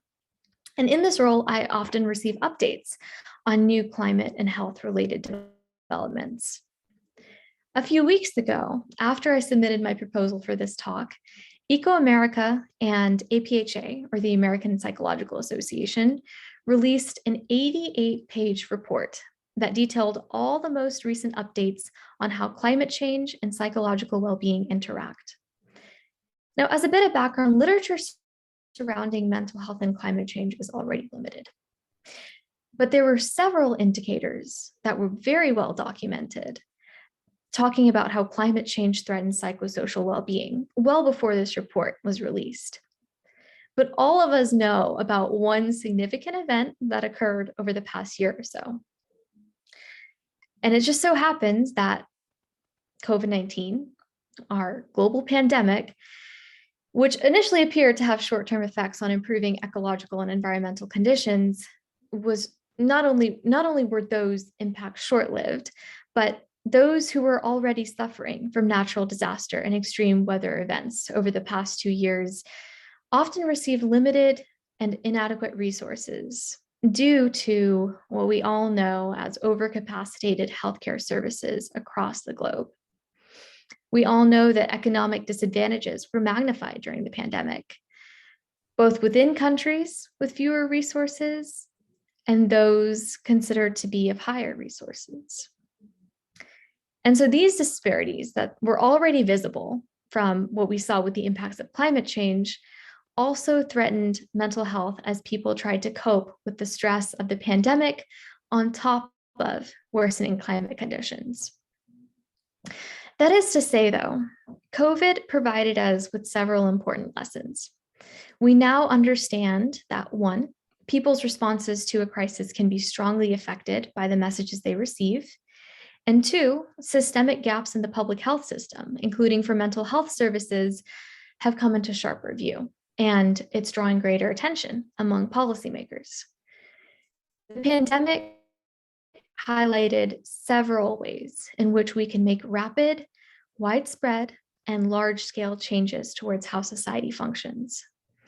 And though we do have more of a mess to clean up, so to speak, we're also better equipped with how to attack necessary societal shifts when dealing with the climate crisis. And this leads us to the most important part of this conversation.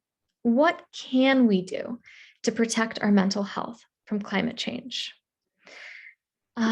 If you wouldn't mind flipping 2 slides ahead. To the next one, please. Yes.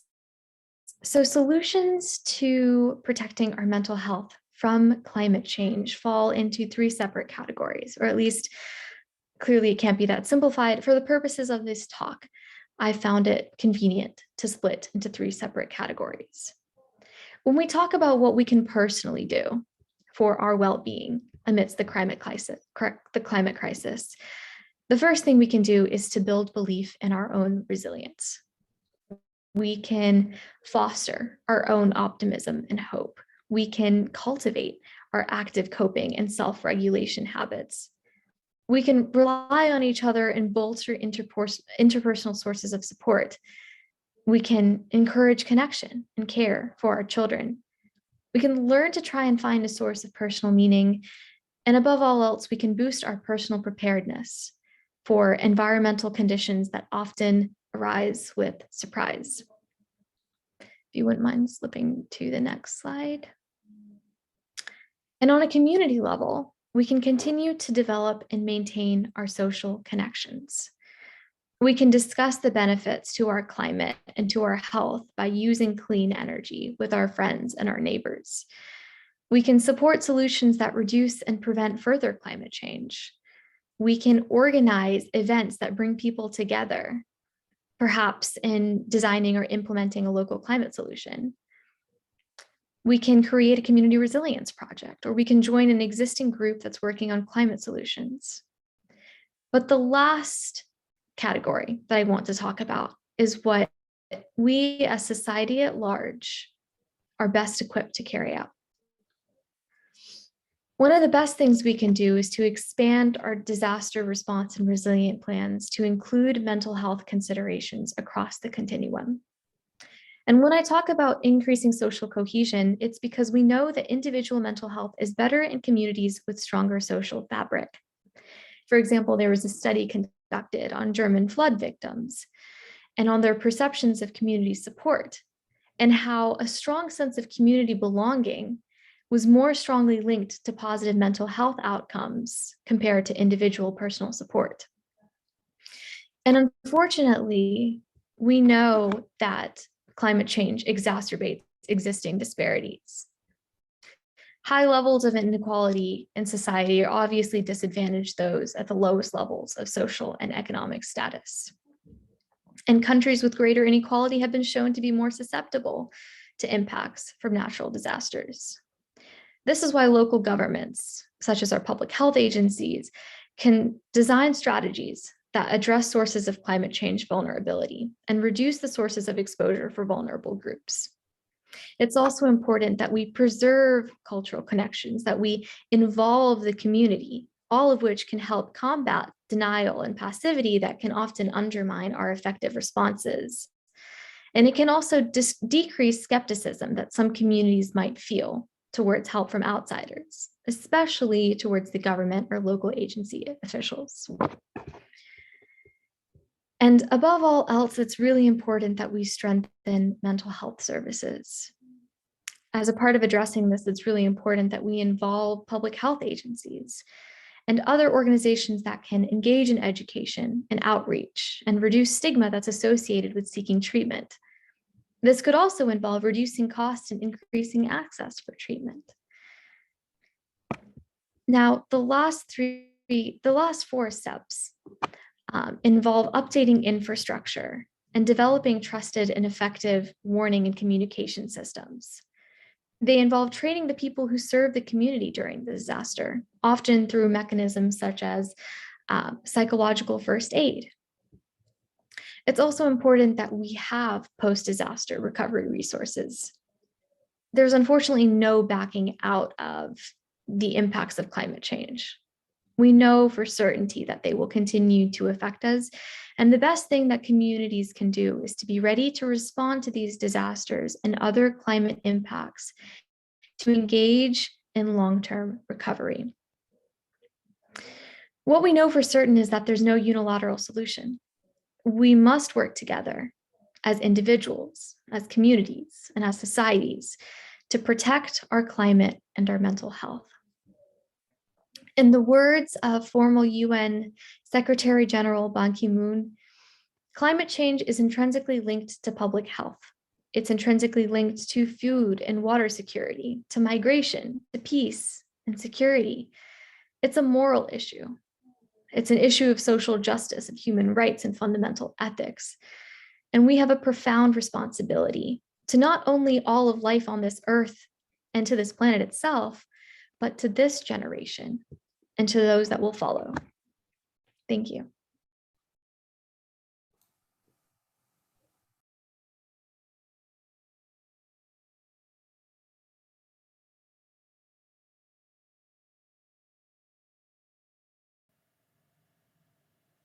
Hi, I'm Meg Fensel, and I'm the Director of Engagement and Impact at Sustain Charlotte. And I invite you to close your eyes for a moment and picture the street where you grew up. Was it in the city, out in the country, in the suburbs? I grew up in a suburban neighborhood in Maryland. It was mostly single family homes, lots of cul-de-sacs and dead end streets, and most of the homes were on 1 acre lots. I lived there from 1st grade to 9th grade, and it was a great place to live as a young kid. We could safely play in the streets and ride our bikes. There were woods to play in, but there really was no way to get beyond the neighborhood without a car. So I was pretty dependent on my parents to drive me everywhere. And as I started to get older, that felt a little bit limiting. And when I was in 10th grade, my family moved to a small town in northwestern Pennsylvania called Northeast, but that's another story. Our house was similar to the one in Maryland, but it had a smaller yard. The street was still safe for walking and riding a bike, but suddenly I had real freedom. I could walk to and from school because it was only a few blocks away and there were safe sidewalks. I could attend after school activities and sports without needing a ride from my parents. I could meet up with friends at restaurants, help my family pick up groceries on my bike, and even walk to the bowling alley, which was a big deal when you're in 10th grade. Now, comparing that suburban neighborhood where I spent my young childhood years in Maryland to the small town where I spent my high school years in Pennsylvania, they're both full of happy memories, but it wasn't until we moved to that walkable neighborhood in Pennsylvania that I really experienced the freedom of being able to get where I needed to go without a car. So I invite you again to think about where you grew up, where you live now, where you live when you're older. In the US, the ways that we travel and build our communities contribute more climate pollution than any other source. Is there a better way to grow our communities and to travel? That's what I'd like to discuss today. Now, let me be clear, my purpose in this talk is not to glorify one type of development and demonize another. I hope to inspire you to think about how we can grow our neighborhoods in a more sustainable and climate-friendly way. A way that lets kids walk or bike safely to school, that allows older adults to remain in their homes if they choose to when they can no longer drive a car. A way that lets public transit provide frequent and reliable bus service so that people without cars, and even those with cars, can easily reach jobs and other daily destinations. And a way that supports a healthy climate. I'd like to talk about UN Sustainable Goal number 11, which is making cities and human settlements inclusive, safe, resilient, and sustainable.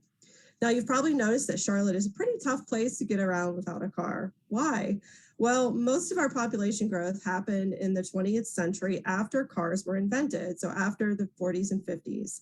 So unlike a city like New York City or Boston or San Francisco, that was pretty well built out by the beginning of the 20th century, Charlotte really accommodated most of its population growth by building roads for cars, lots of roads that were designed almost exclusively for the needs of people driving cars.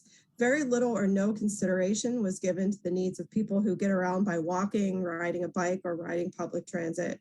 Very little or no consideration was given to the needs of people trying to cross busy streets or kids walking to school. And in past decades, Charlotte's swelling population rapidly expanded into previously undeveloped forest and farmland by building suburban shopping centers with these vast surface parking lots. We've all seen that. Single family homes on large lots, office parks far from residential areas, and an extensive road network designed almost exclusively to move cars as quickly as possible between them. And regionally, this led to a 5-fold increase in our human footprint, or the amount of developed land per person between 1976 and 2006. And in fact, Smart Growth America has now identified the Charlotte-Gastonia-Rock Hill area as the 5th most sprawling large metro area in the country. And fortunately, there is a smarter way to grow. Smart growth means building urban, suburban, and rural communities with housing and transportation choices near jobs, shops, and schools. This approach supports local economies, it protects the environment, and it furthers opportunities for all people. And Sustain Charlotte is working to be the voice for smart growth strategies in our region because we believe that this proven approach to development is critical to our community's sustainability and to fighting climate change. Back in June, Charlotte City Council adopted the Charlotte Future 2040 Comprehensive Plan. It's a detailed vision of how the city should grow and develop in the coming decades. And it's pretty important to have this vision because an estimated 400,000 more people live in Charlotte by 2040. That's just within the city limits. And one really important part of the comprehensive plan is that it supports a goal of 10-minute neighborhoods. That is neighborhoods where residents can reach most of their daily needs within a 10-minute walk, bike ride, or public transit ride. This plan also allows more homes for 2 or 3 families, also known as duplexes or triplexes, to be built within some single family neighborhoods at a scale that matches the existing homes. And this is really important from a climate perspective because 80% of Charlotte's residential land currently only allows single family homes to be built. And we just can't accommodate the coming population growth in a sustainable way without building more homes within developed areas, instead of sprawling outward in a way that's consuming our remaining forest and farmland. Neighborhoods with more homes per acre can support more frequent public transit service, more local businesses within walking and biking distance, and make more efficient use of public investments like sidewalks and street trees. At Sustain Charlotte, we advocate for streets for people of all ages and abilities. How is it that our streets are our largest shared public space? We have more space on our streets than we do in our public parks, but almost all of that space on our streets serves only people in cars. Sidewalks, where they exist at all, are often just a sliver of pavement only a few feet wide. Few of our streets have bike lanes, and many of the bike lanes that do exist are fragmented and just end instead of really serving as a network. For a person who has to transfer between CATS buses, their average one-way trip time takes 90 minutes. That's one way, so many people are spending 3 hours a day just getting to and from where they need to go. Public transit, buses, light rail, streetcar, special transportation service is essential to the 30% of Charlotteans who don't have a car.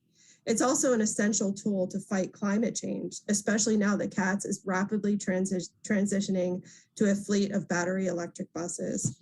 People walking and riding bikes need safe streets and paths that are truly connected. I'm inspired by the many amazing staff at Charlotte DOT, the planning department, and CATS who are working together to create and deploy real solutions for Charlotte's mobility challenges. But we have decades of auto-oriented community and street design to overcome. And this is a big job, but you can help. If the Charlotte area is to meet its adopted goal of becoming a low carbon city by 2050, we can do our part in the climate change, but we need to make better decisions today. I'd like to leave you with a final thought and a challenge. Change is hard. When we hear about or see a project like new bike lanes or a duplex or investment in more buses, our first reaction is often fear. What if this bike lane slows down my car commute? What if that duplex changes the character of my neighborhood? Those buses sound really expensive.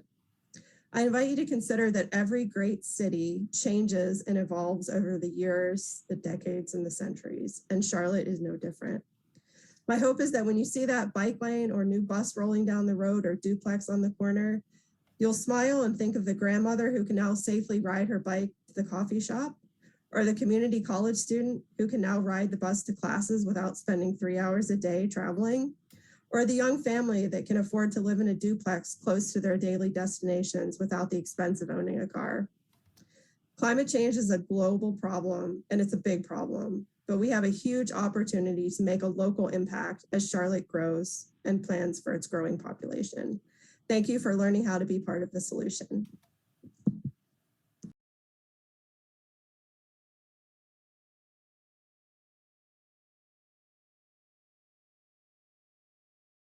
Hey everyone, we are so excited to be here. I'm Mackenzie, and today I'm joined by Eliana, Jade, and Sach. We're going to be talking about the SDG Club, how it was created, and how we're addressing the Sustainable Development Goals here at UNC Charlotte. First, we would like to start off with having the audience participate in a little exercise. I would like everyone to close their eyes and imagine they're in charge of creating and running a brand new and perfectly sustainable city. Give it a name and everything. As the person in charge of this brand new city, there are quite a lot of things that you need to think about. When I say sustainable, I mean in the sense of our relationships to the environment as well as in social areas. How are you going to make sure that your people's needs are being met in an equitable manner, as well as also meeting the demands of our natural world that is very much in need of our help as well? Think about what the food distribution will look like. What about the education system or waste management, housing options, or healthcare, even the waterways? It's kind of a lot to think about, right? These potential issues are examples and part of a program created by the United Nations called the Sustainable Development Goals, or the SDGs. The SDGs are 17 focus areas created in order to make the world completely sustainable by the year 2030. These goals encompass a variety of sustainability areas and show that sustainability is not just one-sided. It is a necessary concept that is multifaceted and can be applied in many areas of our lives. Today, we want to talk about how this goal is actually a lot more attainable than you might think. We are all part of a club called the SDG Club. I created this club in March of 2021. In the previous fall semester, I have participated in the Millennium Fellowship, led by the UN, which selects campuses around the world to create projects addressing the SDGs. Before the fellowship, I struggled with something that I feel many people can relate to, the feeling that you want to make a difference, but you just don't know where to start. I often found myself thinking, I'm only one person, what could I possibly accomplish by myself? However, this semester-long experience provided me with 3 things. 1, it made me realize that many people don't know about the SDGs, but it also connected me with passionate peers. And 3, it energized me into feeling that I could actually make a difference. I decided that a semester-long project wasn't going to cut it. I wanted to create a more long-term SDG presence on campus. So after weeks of talking to peers, submitting paperwork, attending workshops and meetings, and reaching out to other professors and students, the SDG Club was born. It is amazing what a few people can accomplish in a few short months. We have grown from maybe 6 members to around 30. We are starting student-led projects, connecting with community partners, and uniting students who want to have an impact on their community. Even though I've already graduated, I feel that this club is so special and I want to continue to be a part of it to see what it can become. I hope this little story is an inspiration to anyone listening that you can make an impact and that a dream can come true, can turn into a reality and come true. Thank you for listening. Next up, Jade and Sach will be presenting about how the SDG Club relates to the theme of local connections. The very first project that the SDG Club took on was the Crayon Project. Mackenzie came up with this project idea after her experience in the restaurant industry and set it into motion over this past summer. The Crayon Project focuses on tackling both waste in our city and providing for those in need, specifically young students. The SDG Club has partnered with around 30 restaurants in Charlotte, Cornelius, Huntersville, and Davidson to collect their single-use, soon-to-be thrown-out crayons. The collected crayons are then peeled, melted down, and molded into new crayons, which we are currently in the process of doing. Once the new crayons are created, they will be gifted to Newell Elementary School's kindergarten class in Charlotte. With the new crayons, there will be an added lesson for the kindergarten students about sustainability and the SDGs on the day that we do our drop-off. By teaching children about the SDGs at a young age, it can bring hope for a more sustainable future. The SDG Club hopes to repeat this project every summer and expand their reach so that we can visit more kindergarten classes every fall. Being that this fall was our first full semester as a club and meeting back in person, the SDG Club has officially started our first student-led projects. Over the past few weeks, members have been researching and coming up with ideas. As of now, we have 3 projects in the early stages of implementation: the Jamil Niner Student Pantry Project, the Zero Waste Project, and the Tent City Project. I'm currently working alongside other members on the Jamil Niner Student Pantry Project. We thought that this would be a suitable starting project to address SDG number 2 on campus, Zero Hunger. Keeping in mind our SDG training, our first task is to ask the pantry what they want help with rather than us telling them what we think they should change. We've reached out to the Jamil Niner Student Pantry and are planning a meeting to support the pantry's work with initiatives like restoring and maintaining their raised beds, working with community partners like restaurants and grocery stores to collect donations and reduce food waste, making information regarding the pantry more accessible on campus, destigmatizing the ideas around food insecurity and utilizing a pantry, and possibly even building a greenhouse for a constant supply of fresh fruits and vegetables for the pantry in the future. We hope to form a partnership with the Jamil Niner Student Pantry to work towards a sustainable future for our food pantry on campus. The other 2 projects that the SDG Club are working on are our Zero Waste and Tent City projects. Much like the Pantry project, these 2 projects are still in their beginning stages of planning. First, I'll introduce the Zero Waste project, which I am a part of. We started doing this project to tackle our community's excessive and unnecessary waste. While doing research into how the city addresses waste and recycling, we realized that many cities outside of Charlotte had completely shut down the recycling program due to lack of funding. This adds to the fact that many businesses already don't recycle due to Charlotte's poor recycling infrastructure and the lack of education and resources needed to recycle effectively. Our project has developed 2 sides to make Charlotte more sustainable. First, we need to fix Charlotte and the surrounding areas lacking recycling system. And 2, we need to help local businesses be more environmentally and sustainably conscious. Our plans are to advocate for effective recycling programs through attending city council meetings, as well as contacting small businesses in the area and providing them with the foundation to be more sustainable. Our first step to addressing waste is to start a composting initiative at UNC Charlotte to improve the composting situation. We'll be doing activities such as seminars, information tables, and more. Tent City is the 3rd project and is focused on addressing the homelessness crisis in Charlotte.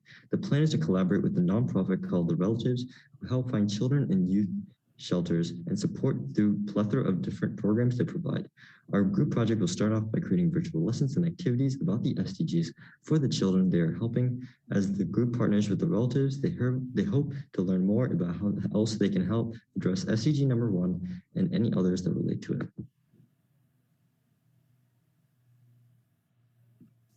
Today, we talked about the Sustainable Development Goals and the small but influential ways that our club is making changes in order to make our school and the city of Charlotte a more sustainable place. While the concept of a wholly sustainable world may seem like a large and daunting concept to achieve, we have seen that those changes are possible in a number of areas. I would like you all to once again imagine that perfectly sustainable city that we discussed at the beginning. Except now, I would like you to imagine that instead of creating and running the city by yourself, you now have a team to assist you. You can start by doing something as easy as finding out which SDG goal best aligns with your passions and interests, whether it be looking at education or clean and affordable energy. Once you find an area that you want to work on, go out into your community and see what opportunities are available or how you can create some of your own. Sustainable cities and communities are entirely possible, and they can be created by people like you, mayor of a city or not. If you simply choose to take action, you will find others who wish to do the same. And stick around after the TEDx ends so you get a chance to meet with the SDG Club. Thanks.